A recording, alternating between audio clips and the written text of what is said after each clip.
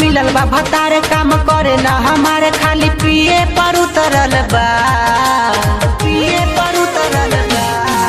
बोका मिलल बा भतारे काम करे ना हमारे खाली पिए पर उतरल बा। तो हम का कही सखी सैया के सौतिनिए लो भइले बा। तो हम का कही सखी सैया के सौतिनिए लो भइले बा, सौतिनिए लो भइले बा।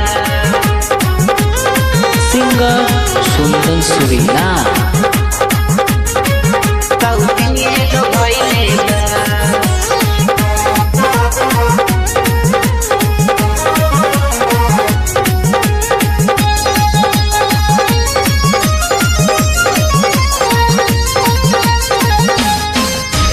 गबना करा के सखी घरे ले आइलस, सजिया पर हमके कुछो न कैलस।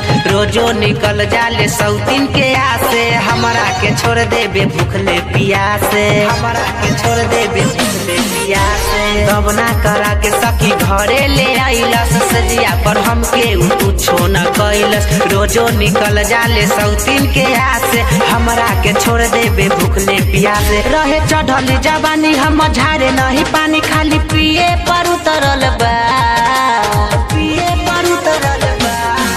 रहे चढ़ल जवानी हम झारे नहीं पानी खाली पिए पर उतरल बा। तो हम का कही सखी सैया के सौतिनिए लो भइले बा। तो हम का कही सखी सैया के सौतिनिए लो भइले बा, सौतिनिए लो भइले बा।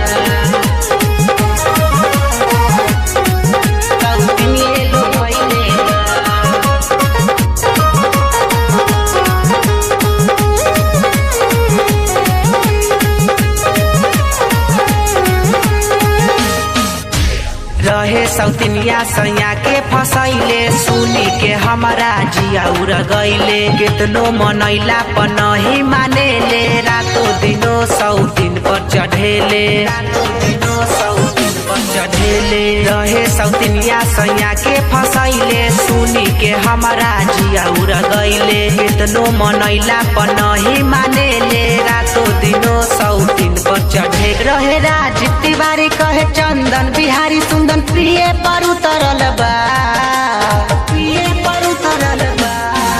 रहे राज तिवारी कहे चंदन बिहारी सुंदर प्रिय पर उतरल बा।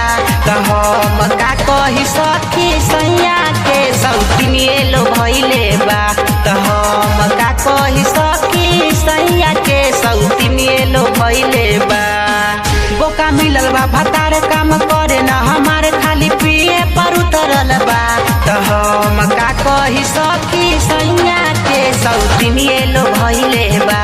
तो हम का कही सखी सैया के सौतिनिए लो भइले बा। Aditya recording studio Vasudevpur Chandel.